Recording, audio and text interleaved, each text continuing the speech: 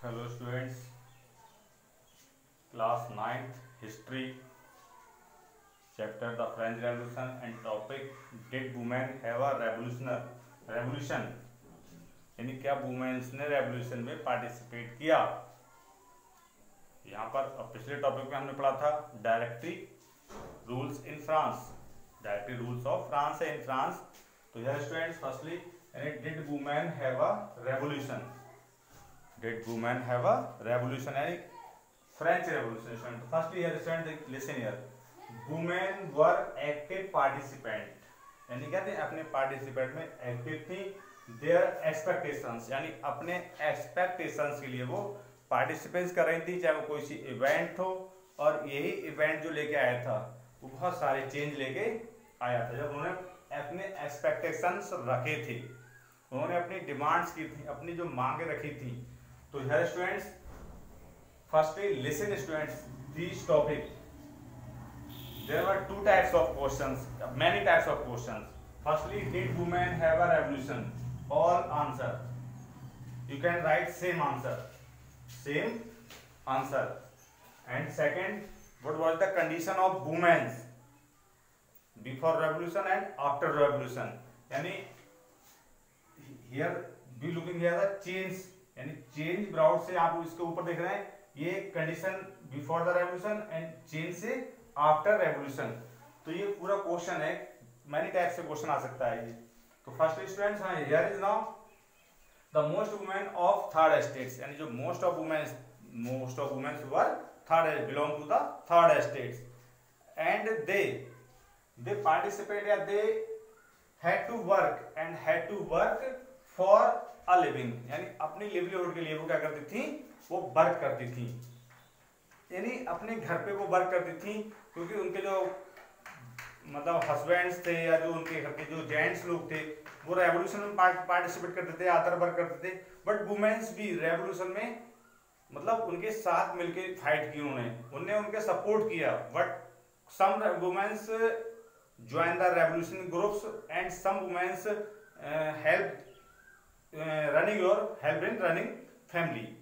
तो here students such as यानी they sold fruits, vegetables, flowers and laundress etc. यानी उन्होंने जो laundress में वर्क करती थी, फ्लावर्स बेचती थी, वेजिटेबल्स फ्रूट्स ये सब बेच के वो अपने घर का खर्च चलाती थी। जिससे कि उनके जो जेंट्स थे, उनके घर के जो जेंट्स लोग थे, वो मैन लोग जो थे वो बाहर अपना वर्क कर सकें और वो कहते कि रेवोल्यूशन में पार्टिसिपेट कीजिए आप लोग, हम जो है अपना घर चला लेंगे। और अपने बच्चों की अपने जो उनकी चाइल्ड्स थे उनकी भी वो केयर करती थी। तो most of women did not have a access of the education and job, और उनको एजुकेशन जो जॉब थी, ना तो एजुकेशन का उन्हें राइट था ना ही जॉब का राइट था उन्हें। उनकी जो गर्ल्स थी वो किसी के यहाँ पर जाके थोड़ी बहुत पढ़ लेती, किसी के घर पे जाके जो अपर क्लासेस के लोग होते थे उनके यहाँ पर जाके पढ़ लेती थी, क्योंकि ये लेडीज थी उनके घर पे वर्क भी कर देती थी, उनके घर पे झाड़ू पोछा करना, मतलब अमीर लोगों जो रिच पर्सन थे उनके घर पे झाड़ू पोछा करना, इस टाइप का भी वर्क ये जो लेडीज थी वो करती थी। देयर वेज वर लो, उनका जो वेज था, जो पैसे उन्हें मिलते थे उनके वर्क के बहुत लो मिलते थे। वुमेन स्टार्टेड देयर स्टूडेंट्स, देखिए अब women started their own political clubs. अब इन्होंने क्या कर दिया, अपने खुद के पॉलिटिकल क्लब्स स्टार्टिंग करना शुरू कर दिया। यानी अब इन्होंने आवाज डिमांड स्टार्ट कर दिए, अपने ग्रुप्स बनाए, पॉलिटिकल ग्रुप्स बनाए, क्लब बना लिए। जैसे इन्होंने कुछ क्लब्स जो ग्रुप बनाए थे उन्होंने, जैसे फर्स्ट है कि the society of revolutionary, the society of revolutionary, ये वुमेन्स ग्रुप है स्टूडेंट्स, ये 1 मार्क्स में क्वेश्चन आ सकता है।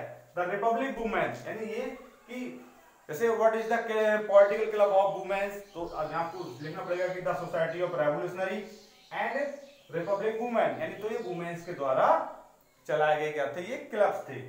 और उन्होंने अपने खुद के पॉलिटिकल क्लब्स बना लिए थे, क्योंकि वो भी अब मतलब अपने राइट्स को मांगने थे। क्योंकि ने जो यहाँ पर जो मतलब जो रेवोल्यूशन थी, उस रेवोल्यूशन से पहले उन्हें राइट्स नहीं थे, ना वोटिंग राइट्स थे, कोई राइट्स नहीं थे, ना जॉब करने के, ना एजुकेशन के राइट्स।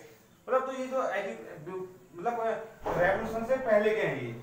अब students change brought by revolutionary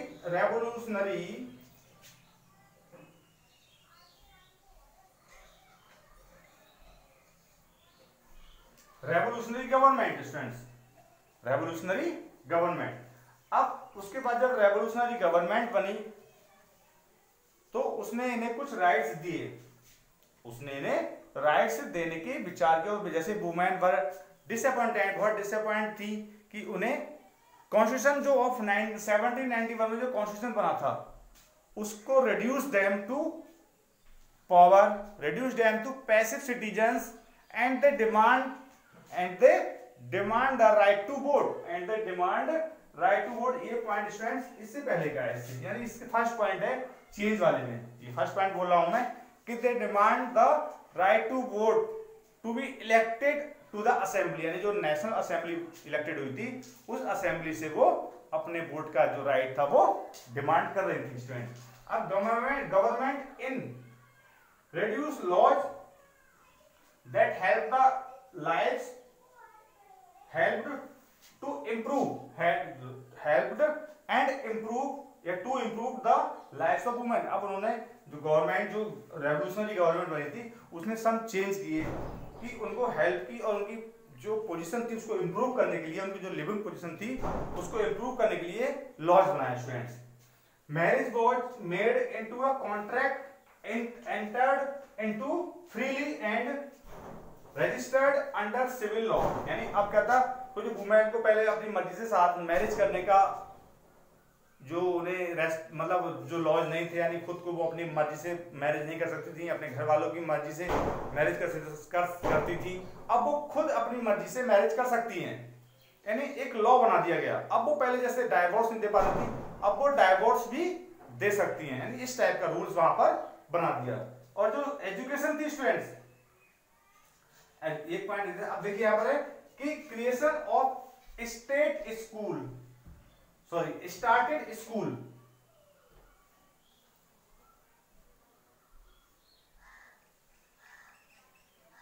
started school यानी स्कूल जो क्या क्या कर दिए, स्कूल स्टार्टेड कर दिए स्टूडेंट्स, ठीक है 1 मिनट स्टूडेंट्स।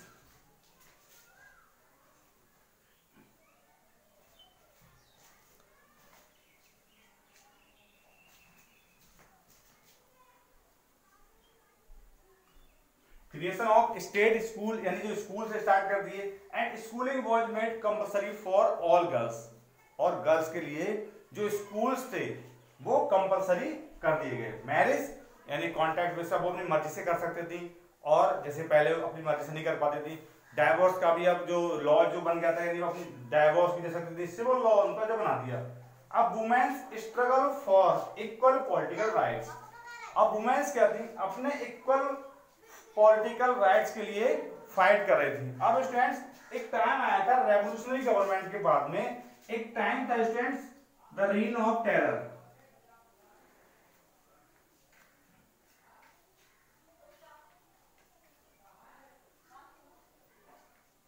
ये रीन ऑफ टेरर जो टाइम आया था स्टूडेंट्स, तो स्टूडेंट ये रीन ऑफ टेरर जब मैक्सिमल रॉबस्पियर ने क्या किया था कि बहुत सारे जो पॉलिटिकल क्लब्स पे या बहुत सारी जो पार्टियां जो फॉर्म होंगी उस पर रेस्ट्रिक्शन कर दिया था, यानी उस पर स्टॉप लगा दिया था कि अब आप कोई क्लब आप पार्टी अपनी फॉर्म नहीं कर सकते, एस्टैब्लिश नहीं कर सकते। तो वहां पर बहुत उसके अगेंस्ट थे, बट उसने क्या किया था कि राइट टू वोट, यानी जो सभी लोगों को राइट टू वोट का अधिकार, मतलब जो राइट्स थे वो सभी को दे दिए गए थे, जो राइट्स थे वो सभी को दिए गए थे। बट इसके बाद फिर से जो राइट्स थे वो ले लिए गए थे स्टूडेंट्स। बट था क्या, उसी बीच क्या था स्टूडेंट्स कि एक लेडी थी, सेंटेंस आपको बता रहा हूं कि ओलंपी डी गाउस एक लेडीज थी, जो क्या ये जो लेडीज थी ये was the one of the most important of the political active women in revolutionary in France, यानी फ्रांस में एक एक्टिव लेडी थी और इन्होंने वुमेन्स के राइट्स के लिए फाइट की, इन्होंने वुमेन्स के राइट के लिए फाइट की। तो इन्होंने जो रॉबस्पियर थे, जो जैकोबिन गवर्नमेंट थी उसकी बहुत मतलब क्रिटिसाइज भी किया था इन्हें, और उस क्रिटिसाइज के लिए इन्हें पनिशमेंट भी मिला था। जो रॉबस्पियर थे गवर्नमेंट जो थी उनकी, उस गवर्नमेंट ने जब इन्होंने क्रिटिसाइज की तो उस गवर्नमेंट का इन्हें एक मतलब पनिशमेंट भी मिला। बट था क्या कि इससे एक्टिवनेस और ज्यादा लेडीज के अंदर बढ़ गई। तो और फिर फाइनली क्या हुआ, finally France in France women got voting, यानी राइट टू वोट उनको मिला। कब मिला? 1946 को राइट टू वोट मिला। So that's all students.